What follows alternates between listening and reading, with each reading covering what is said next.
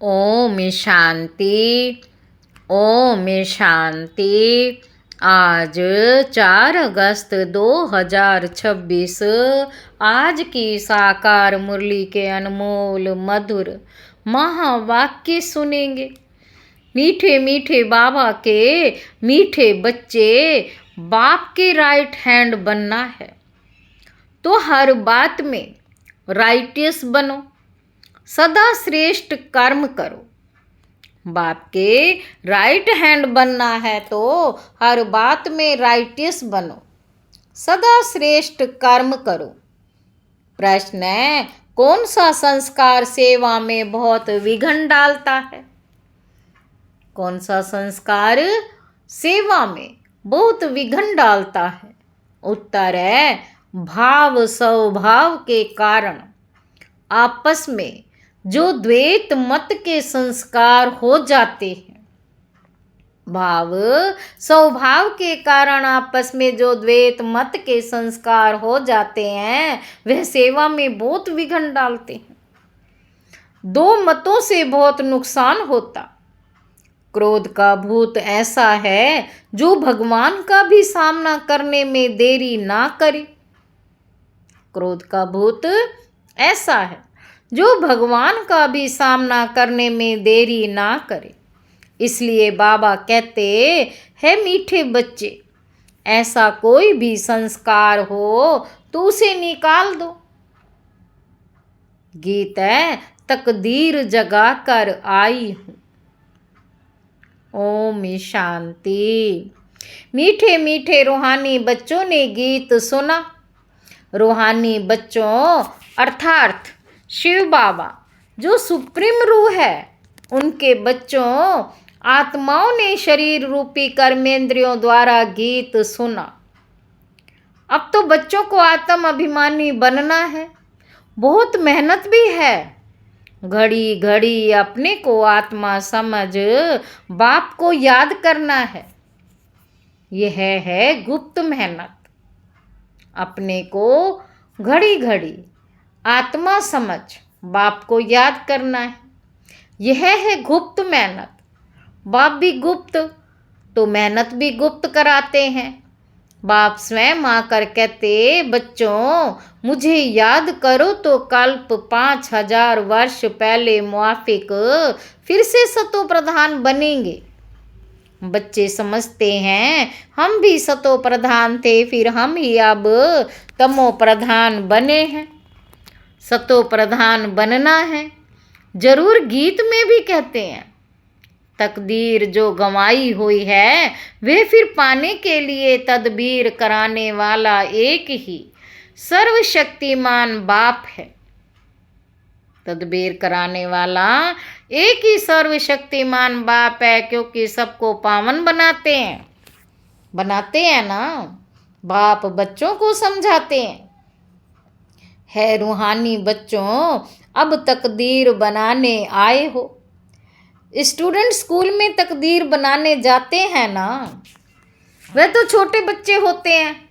तुम छोटे नहीं हो, तुम तो बड़े बुजुर्ग हो, तकदीर बना रहे हो। हाँ, कोई बूढ़े बूढ़े भी हैं। बुढ़ापे से जवानी में पढ़ना अच्छा होता है। बुढ़ापे से जवानी में पढ़ना अच्छा होता है। जवान की बुद्धि अच्छी होती है, ये तो सबके लिए बहुत सहज है। बाबा कहते, तुम्हारा शरीर तो बड़ा है ना, ये बेबी है, इतना नहीं समझ सकेंगे क्योंकि ऑर्गन्स छोटे हैं। स्तुति, निंदा, दुख, सुख, इन बातों को तुम समझ सकते हो। आत्मा तो बिंदी है, शरीर बढ़ता रहता है। आत्मा तो एक रस ही होती है, कभी घटती बढ़ती नहीं। उस आत्मा की बुद्धि के लिए बाप कस्तूरी जैसी सौगात दे रहे हैं, क्योंकि अभी तो बुद्धि बिल्कुल तमो प्रधान बन गई है, सो अब स्वच्छ भी बन रही है। ये चित्र तुमको समझाने में बहुत काम में आते हैं। बाबा कहते, भक्ति मार्ग में देवताओं के आगे जाकर माथा झुकाते हैं, पूजा करते हैं। आगे तुम भी अंधश्रद्धा से जाते थे, शिव के मंदिर में जाते थे। तुमको ये थोड़ी पता था कि यह शिव बाबा है। बाबा से जरूर वर्षा मिला है, तब तो उनकी महिमा गाई जाती है। कोई अच्छा काम करके जाते हैं तो उनकी महिमा गाई जाती है। स्टैंप बनानी चाहिए शिव बाबा की, स्टैंप बनानी चाहिए शिव बाबा की। बाबा तो जरूर वर्षा मिला है। शिव के मंदिर में जाते हैं, तुमको ये थोड़ी पता है कि ये शिव बाबा है। बाबा से जरूर वर्षा मिला है, तब तो उनकी महिमा गाई जाती है। कोई अच्छा काम करके जाते हैं तो उनकी महिमा गाई जाती है। स्टैंप बनानी चाहिए शिव बाबा की। शिव बाबा गीता सरमोनाइजर, ये स्टैंप सहज बन सकेगी।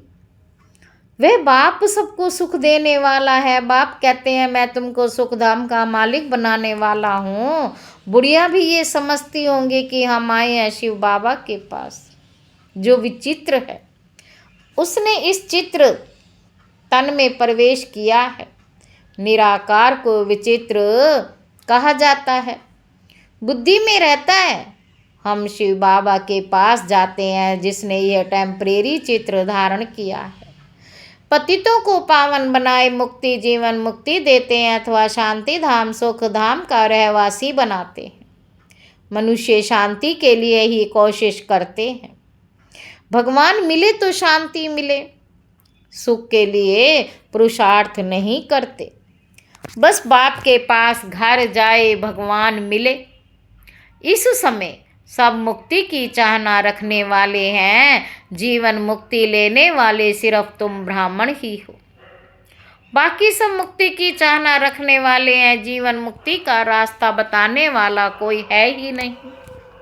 सन्यासियों आदि के पास जाकर शांति मांगते हैं, कहेंगे मन की शांति कैसे मिले। जो भी रास्ता बताने वाले हैं वह है ही मुक्ति में जाने वाले। मोक्ष क्या होता है वह भी बुद्धि में नहीं आता। तंग होकर कहते मुक्ति में जाएं तो अच्छा है। वास्तव में मुक्ति धाम है आत्माओं के रहने का स्थान। इतने सेंटर्स पर जाते हैं बच्चे, सब जानते हैं कि हम नई दुनिया के लिए राज्य भाग्य लेते हैं। बाबा हमको नई दुनिया का राज्य देते हैं। कहाँ देंगे? नई दुनिया में देंगे व पुरानी दुनिया में देंगे। बाप कहते हैं मैं संगम पर आता हूँ। मैं ना सतयुग में ना कलयुग में आता हूँ, दोनों के बीच में आता हूँ। बाप तो सबको सदगति देंगे ना, ऐसे तो नहीं दुर्गति में छोड़ जाएंगे। सदगति और दुर्गति इकट्ठे नहीं रह सकते। बच्चे जानते हैं ये पुरानी दुनिया विनाश होनी है, इसीलिए इनसे प्यार नहीं रखना है। बुद्धि कहती है बरोबर, अभी हम संगम युग पर हैं, ये दुनिया बदलने वाली है। अब बाप आया है। बाप कहते हैं मैं कल्प कल्प संगम पर आता हूँ, तुमको दुख से छुड़ाए हरि के द्वार ले जाता हूँ। बाबा कहते तुमको दुख से छुड़ाए हरि के द्वार ले जाता हूँ, ये ज्ञान की बात है। हरिद्वार कृष्ण का द्वार अर्थात कृष्णपुरी को कहा जाता है। अच्छा, उनके कहा जाता है अच्छा, उनके पीछे फिर लक्ष्मण झूला लगा दिया। पहले हरिद्वार आएगा। सत्य को हरिद्वार कहा जाता है। सत्य को क्या कहा जाता है? हरिद्वार। फिर राम लक्ष्मण आदि दिखाते हैं, वह बात कोई है नहीं, वह तो बनाई हुई बात है। राम को कितने भाई दे दिए? 4 भाई तो होते नहीं, 4 8 भाई तो यहाँ होते हैं। एक तरफ है ईश्वरीय संतान, दूसरी तरफ है आसुरी संतान। एक तरफ ईश्वरीय संतान, दूसरी तरफ है आसुरी संतान। बाबा कहते अभी तुम जानते हो शिव बाबा ब्रह्मा तन में आए हैं। शिव है बाबा, ब्रह्मा है दादा, प्रजापिता है। वह आत्माओं का पिता तो अनादि है। इस समय ब्राह्मणों को रचते हैं, ऐसे नहीं कि शिव बाबा शालिग्राम को रचते हैं। नहीं, शालिग्राम तो अविनाशी है ही है, सिर्फ बाप आकर पवित्र बनाते। जब तक आत्मा पवित्र नहीं बनी तब तक शरीर कैसे पवित्र बन सकता है। हम आत्माएं पवित्र थी तो सतो प्रधान थी, अभी अपवित्र तमो प्रधान है, फिर सतो प्रधान कैसे बने। यह तो सहज समझ की बात है। तुम इस समय खाद पड़ने से पतित तमो प्रधान हो गए हो, अब फिर सतो प्रधान बनना है। हिसाब किताब चुकतू कर सब शांति धाम व सुख धाम में आएंगे। आत्माएं निराकारी घर से कैसे आती हैं, उसके यादगार भी क्रिश्चियन लोग झाड़ में बल्ब लगाकर मनाते हैं। तुम जानते हो ये सभी धर्मों की अलग अलग शाखाएं हैं, वहां से आत्माएं कैसे नंबरवार नीचे उतरती हैं। ये नॉलेज तुमको मिल गई है। हम आत्माओं का घर शांति धाम है, अभी है संगम। बाबा कहते वहां से सब आत्माएं आ जाएंगी, फिर सब जाएंगे, परले तो होने की ही नहीं है। तुम जानते हो हम बाबा से तकदीर बनाने फिर से स्वराज्य लेने आए हैं। बाबा से तकदीर बनाने फिर से स्वराज्य लेने आए हैं। ये कोई सिर्फ कहने मात्र नहीं है, याद से ही वर्षा मिलेगा। बाप कहते हैं देह सहित जो भी देह के मित्र संबंधी आदि हैं सबको भूल जाओ। चित्र और विचित्र है ना। विचित्र उनको कहा जाता है जिनको देखा नहीं जाता। ये बहुत महीन बातें हैं। आत्मा कितनी छोटी है, उनको घड़ी घड़ी पाठ बजाना पड़ता है, और किसकी बुद्धि में ऐसी बातें हैं नहीं। पहले पहले तो ये बुद्धि में बिठाना है कि हम आत्माएं, वे हमारा बाप है, उनको ही पतित पावन है। भगवान कह याद करते हैं, दूसरी कोई जगह जाने की दरकार ही नहीं है, तो याद भी एक को करना चाहिए। बाबा कहते याद भी एक को ही करना चाहिए ना। भगवान को याद करते हैं तो जरूर उससे कुछ मिलने का होगा, फिर दर दर धक्के क्यों खाते हो। भगवान को तो परम धाम से आना पड़ेगा ना। हम तो जा नहीं सकते क्योंकि पतित हैं, पतित वहाँ जा ना सके। अभी तुम वंडर खाते हो। भक्ति मार्ग का पाठ कैसे वंडरफुल है। एक भगवान को ही याद करते हैं, हे ईश्वर, हे परम पिता, ओ गॉड फादर। जब वह एक ही है फिर दूसरी तरफ धक्के क्यों खाते हो। वह एक ऊपर में रहते हैं, परंतु ये सब नूंद है। ड्रामा अनुसार भक्ति करते हैं बेहद बेसमझी से। अभी तुम फिर बेहद समझदार बनते हो। श्रीमत पर चलने वाले ही समझदार बनते हैं, वे फिर छिपे नहीं रह सकते। वह सदैव श्रेष्ठाचारी काम ही करेंगे। बाप कहते हैं हम दुख हरता सुख करता है, तो बच्चों को भी कितना मीठा बनना चाहिए। बाप का राइट हैंड बनना चाहिए, ऐसे बच्चे ही बाप को प्रिय लगते हैं। राइट हैंड है ना। तुमको मालूम है लेफ्ट हाथ से इतना काम नहीं कर सकते, क्योंकि राइट हाथ राइटियस काम करते हैं। राइट हाथ राइटियस काम करते हैं, इसलिए इस राइट हाथ को भी शुभ काम में लगाते हैं। पूजा हमेशा राइट हैंड से करते हैं। बाप कहते हैं हर बात में राइटियस बनो। बाप मिलाए तो खुशी होनी चाहिए। बाप कहते हैं मामे कम याद करो। बाप कहते हैं मामे कम याद करो, फिर अंतमति सो गति हो जाएगी। मत और गत व गति करने की एक मत ही एक ही है। मत और गत व गति करने की मत एक ही है। बाबा कहते गाया भी जाता है ईश्वर की गत मत ईश्वर ही जाने। पतित पावन वही है, वह जानते हैं मैं मनुष्यों को पावन बनाने दुर्गति से सदगति में कैसे ले जाऊं। भक्ति मार्ग में कितनी मेहनत करते हैं, परंतु सदगति होती नहीं, फल कुछ भी मिलता नहीं। सदगति देने वाला तो एक ही बाप है। भक्ति में जो जिस भावना से पूजा करते हैं उनका वे फल देने वाला मैं ही हूँ। वे भी ड्रामा में नोंद है, उनको आप ही मिल जाता है अपने पुरुषार्थ से। अब पवित्र भी अपने पुरुषार्थ से बच्चों को बनना है। बाप कहते हैं मीठे मीठे बाप, मीठे मीठे बाप को याद करो। बाप कहते हैं मीठे मीठे बाप को याद करो। वही सर्वशक्तिमान ऑलमाइटी अथॉरिटी कितना अच्छा बनाते हैं। तुम सब कुछ जान चुके हो, फिर बाप से वर्षा ले रहे हो। रचयिता और रचना की नॉलेज तुम्हारी बुद्धि में है, तुम जानते हो, ये नॉलेज हमारे में नहीं थी। बाबा कहते तुम जानते हो ये नॉलेज हमारे में नहीं थी। यज्ञ तप आदि करना, शास्त्र आदि सुनना, ये है शास्त्रों की नॉलेज। उनको भक्ति कहा जाता। उसमें एम ऑब्जेक्ट कुछ है ही नहीं। पढ़ाई में एम ऑब्जेक्ट रहती है, कोई ना कोई प्रकार की नॉलेज होती है। हमको पतित से पावन बनने की नॉलेज पतित पावन बाप ने दी है। सृष्टि के आदि मध्यांत की नॉलेज बाप ने दी है। ये सृष्टि चक्र कैसे फिरता है, इसमें सभी एक्टर्स पार्टधारी हैं। ये अनादि नाटक बना हुआ है, ये बेहद की नॉलेज तो जरूर होनी चाहिए। बाबा कहते तुम बच्चे जानते हो, अभी हम घोर अंधेरे से निकल घोर सोजरे में जा रहे हैं।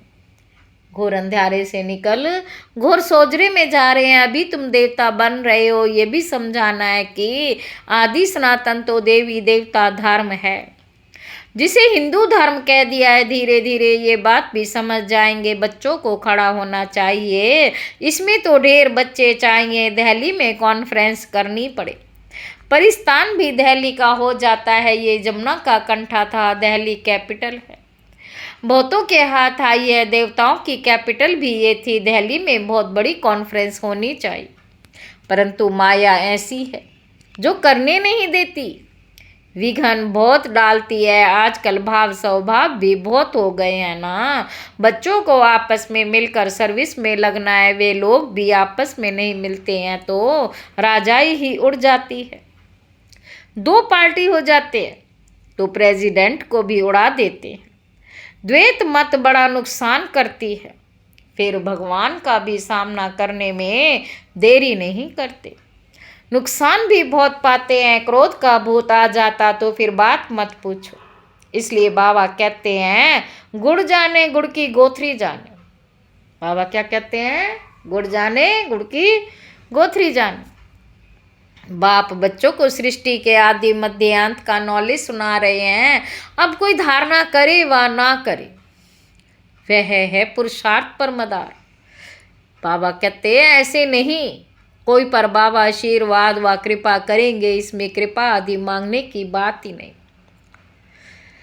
प्रेरणा से अगर योग और ज्ञान सिखलाना होता है, फिर तो बाप कहते मैं इस गंदी दुनिया में आता ही क्यों। प्रेरणा से अगर योग और ज्ञान सिखलाना होता, फिर तो बाप कहते मैं इस गंदी दुनिया में आता ही क्यों। प्रेरणा, आशीर्वाद, ये सब भक्ति मार्ग के अक्षर हैं। इसमें पुरुषार्थ करना होता है। प्रेरणा की बात ही नहीं। तुमको 3 इंजन मिली है इकट्ठी। कितनी इंजन मिली है? 3 इंजन। वहाँ तो बाप अलग, टीचर अलग, गुरु पिछाड़ी में मिलता। यहाँ तो ये तीनों ही इकट्ठे हैं। बाप कहते मैं तुमको पूज्य बनाता हूँ, तुम फिर पुजारी बन जाएंगे। बड़ा युक्ति से समझाना, ऐसा ना हो कि कोई बेहोश हो जाए। बाबा कहते पहले पहले मुख्य है 2 बाप की बात। बाप भगवान बाप है। उनका जन्म शिव जयंती भी यहाँ मनाते हैं। जरूर स्वर्ग का मालिक बनाते होंगे। भारत में ही स्वर्ग था। अभी नरक के विनाश के लिए महाभारत लड़ाई खड़ी है। जरूर बाप नई दुनिया की स्थापना कराने वाला भी है। बाप की श्रीमत पर ही हम कहते हैं कि भारत को हम पावन बनाकर ही छोड़ेंगे। अच्छा, मीठे मीठे सिक्के लदे बच्चों प्रति माता पिता बाप दादा का याद प्यार और गुड मॉर्निंग। रूहानी बाप के रूहानी बच्चों को नमस्ते। हम रूहानी बच्चों की रूहानी बाप दादा को याद प्यार और गुड मॉर्निंग। नमस्ते बाबा, नमस्ते, शुक्रिया बाबा, शुक्रिया। धारणा के लिए मुख्य सार पहला पॉइंट है, जैसे बाप दुख करता सुख करता है, ऐसे बाप समान बनना है। बहुत मीठा बनना है। सदा शुभ काम करके राइट हैंड बन जाना है। दूसरा पॉइंट है कभी 2 मतें नहीं बनानी। भाव स्वभाव में आकर 1-2 का सामना नहीं करना। क्रोध का भूत निकाल देना है। वरदान है स्वयं की स्मृति में रहे अपने हर कर्म को संयम नियम बनाने वाले अथॉरिटी स्वरूप भक्त। जैसे साकार में स्वयं की स्मृति में रहने से जो कर्म किया वही ब्राह्मण परिवार का संयम बन गया। स्वयं के नशे में रहने के कारण अथॉरिटी से कह सकते हैं कि अगर साकार द्वारा कोई उल्टा कर्म हो भी गया तो उस उल्टा कर देंगे। साकार द्वारा कोई उल्टा कर्म भी हो गया तो उस उल्टा कर देंगे। स्वयं के स्वरूप की स्मृति में रहने से ये नशा रहता है कि कोई उल्टा हो भी नहीं सकता। आप बच्चे भी जब स्वयं की स्थिति में स्थित रहो तो जो संकल्प चलेगा, जो बोलेंगे व कर्म करेंगे, वही स्वयं नियम बन जाएगा, वही नियम बन जाएगा। स्लोगन है, पवित्रता का पिल्लर मजबूत करो। पवित्रता का पिल्लर मजबूत करो तो ये पिल्लर लाइट हाउस का काम करता रहेगा। ये अव्यक्त इशारे अपवित्रता के बीज को भी समाप्त कर संपूर्ण स्वच्छ पवित्र बनो। अगर बुद्धि में अशुद्ध संकल्प व पुराने संस्कार संकल्प रूप में भी टच होते हैं तो संपूर्ण वैष्णव नहीं कहेंगे। जैसे कोई एक कर्तव्य कार्य देखता भी है तो देखने का असर हो जाता है, उसका भी हिसाब बन जाता है। इस हिसाब से सोचो तो पुराने संस्कार व शुद्ध संकल्प बुद्धि में अगर टच होते हैं तो भी संपूर्ण वैष्णव व संपूर्ण पवित्र कैसे कहें? संपूर्ण वैष्णव व संपूर्ण पवित्र कैसे कहेंगे? अच्छा, ओम शांति।